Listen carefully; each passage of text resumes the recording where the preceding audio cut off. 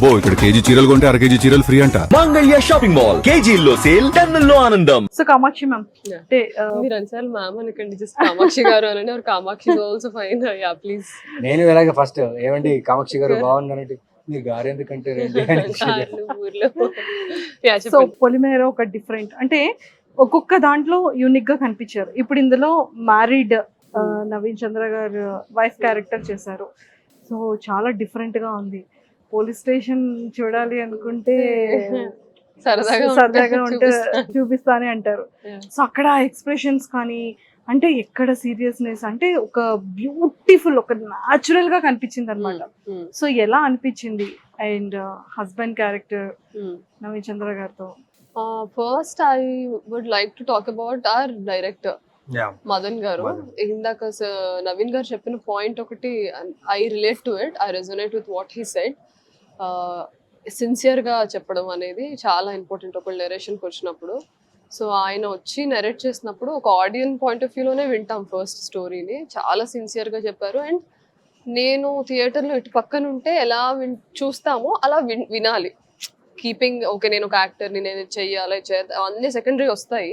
First స్టోరీని చిన్నప్పుడు అమ్మలు కథలు చెప్తుంటే ఎలా వింటామో అలా వింటున్నప్పుడు మనకి ఒక కుతూహలం కలగాలి.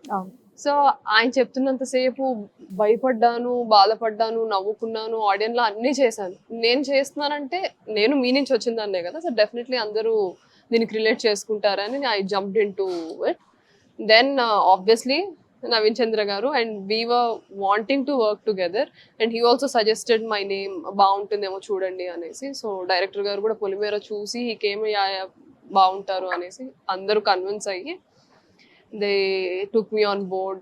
ఇంకా అక్కడి నుంచి సెట్ ఎక్స్పీరియన్స్ అయితే too much fun. Every day ఒక డే అంతా ఇంటెన్స్ సీన్స్ ఉంటాయి, ఇంకో డే అంతా మాకు ఇంటెన్స్, వేరే వాళ్ళకి ఫన్ సీన్స్ ఉంటాయి. So we had very great experience. నాకు క్రియేటివ్ గా వెరీ సాటిస్ఫై. అంటే అన్ని ఫిల్మ్స్ లో క్రియేటివ్ గా సోల్ సాటిస్ఫాక్షన్ ఉండదు, అది రావు కూడా, చేయలేము. ఎందుకంటే మనకి డిఫరెంట్ సెట్ ఆఫ్ ఆడియన్స్ ఉన్నారు. కొంతమంది ఆడియన్స్ అంత ఇంటెన్స్ లో లైక్ అవసరం లేదు మాకు, we want to enjoy or మాకు ఎమోషనల్ డ్రామా, చాలా different kinds of movies, different audience ఉంటారు కదా. సో మేము అనుకున్నా సరే అన్నిట్లో పర్ఫార్మెన్స్ ఓరియంటెడ్ దొరకదు మనకు. సో ఈ ఫిలిం పొలిమేర 2 తర్వాత నేను చాలా ఎంజాయ్ చేశాను క్రియేటివ్ గా. ఐ వాజ్ లైక్ ఇంటికి వెళ్ళినప్పుడు సాటిస్ఫైడ్ గా ఇవాళ మంచి సీన్ చేసాము, బాగా వచ్చింది, అలా హ్యాపీగా అనిపించేది. సో అది రిఫ్లెక్ట్ అవుతుంది మీకు మూవీలో కూడా. సూపర్. సెట్ లో సార్ తో చేసిన ఫస్ట్ సీన్ ఏంటి, ఫస్ట్ షాట్ ఏంటి? మీకు ట్రైలర్ లో ఉంది ఆ షాట్. నేను ఇలా డోర్ తెరిచినప్పుడు నా ఐస్ కనిపిస్తాయి, డోర్ ఇలా తెరిచినప్పుడు ఇలా చూస్తా ఉంటాను. మీకు ట్రైలర్ లో కూడా షాట్ ఉంది.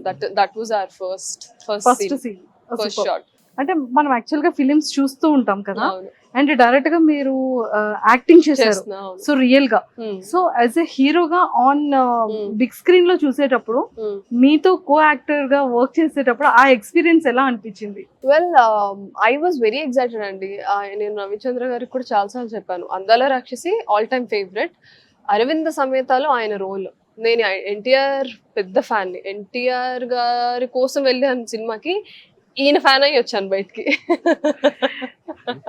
అదే మీకు ఫోన్ లో కూడా అదే చెప్పాను, అరవింద సమేత ఎస్పెషల్లీ.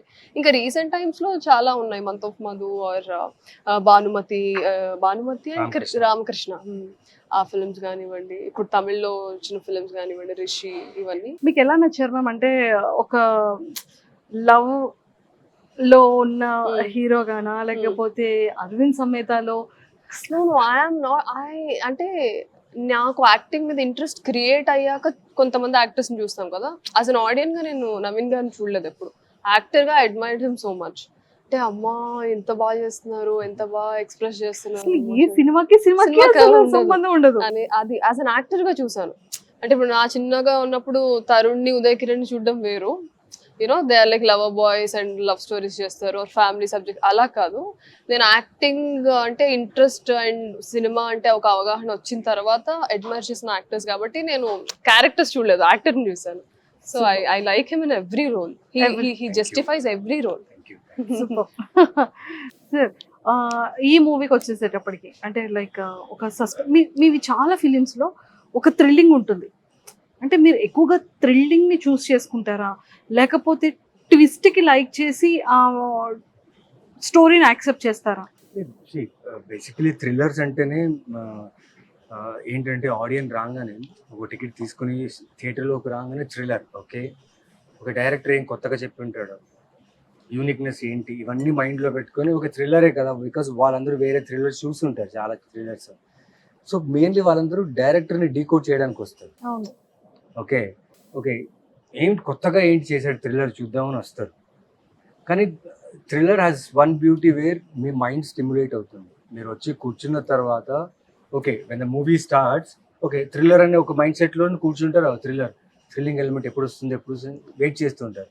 బట్ ఈ కాన్సెప్ట్స్ ఉండేది ఒక బ్యూటీ ఏంటంటే మీకు తెలియకుండానే మీరు దాంట్లో గ్లూ అయిపోతుంటారు.